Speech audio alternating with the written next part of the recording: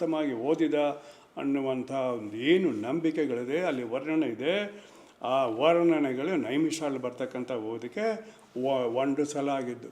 ಅದು ನಿರಂತರವಾದಂಥ ಅಕಾಡೆಮಿ ಆಗಲಿ ಅಥವಾ ಜ್ಞಾನ ಸತ್ರದಂಥ ಒಂದು ವಿಚಾರಗೋಷ್ಠಿ ಸ್ಥಳ ಆಗಲಿ ಅನುಭವ ಮಂಟಪ ಸ್ಥಳ ಆಗಿರಲಿಲ್ಲ. ಅಷ್ಟರ ಮಟ್ಟಿಗೆ ಅದು ಕೂಡ ಅಸಮಂಜಸವಂತೆ ನಾನು ನೇರವಾಗಿ ಹೇಳಬಯಸ್ತೇನೆ. ಇನ್ನು ಬರೋಣ, ಇದು ಆದಮೇಲೆ ಅವರು ಯಾಕೆ ಈ ರೀತಿಯ ಉದಾಹರಣೆಯನ್ನು ಕೊಟ್ಟು ಅನುಭವ ಮಂಟಪ ಮೊದಲೇ ಅಲ್ಲ ಅಂತ ಹೇಳ್ತಾರೆ ಅಂದರೆ, ಇಲ್ಲಿ ನಾನು ಕೆಲವು ನೇರವಾಗಿ ಅವರ ಬಗ್ಗೆ, ಅವರ ಹಿಂದೆ ಇದ್ದಂಥ ದೊಡ್ಡ ಒಂದು ಸಂಘಟನೆಯ ವಿರುದ್ಧ ಅಥವಾ ಬಗ್ಗೆ, ಆ ಸಂಘಟನೆಯ ಸಪೋರ್ಟ್ ಮಾಡೋ ಕೆಲವು ವಿದ್ವಾಂಸರ ಹೆಸರುಗಳನ್ನ ನಾನು ಹೇಳ್ತೇನೆ, ನೇರವಾಗಿ ಹೇಳಬಯಸಿದ್ದೇನೆ. ನಿಮ್ಮೆಲ್ಲರಿಗೂ ಕಳೆದ 3 ವರ್ಷದಿಂದ ಹೊಟ್ಟೆ ಉರಿ ಬಿದ್ದಿದೆ. ಯಾಕೆ ಹೊಟ್ಟೆ ಉರಿ ಬಿದ್ದಿದೆ ನೀವು ಅರ್ಥ ಮಾಡ್ಕೊಳ್ಳಿ. ಯಾಕಂದರೆ ಬಣ್ಣಂಜಿಯವರು ನೇರವಾಗಿ ಹೇಳಿಬಿಟ್ಟಿದ್ದಾರೆ.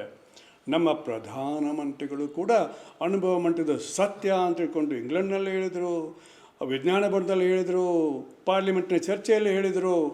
ಅದಕ್ಕೆ ನಿಮಗೆ ಹೊಟ್ಟೆ ಉರಿದು ಬಿಡ್ತು.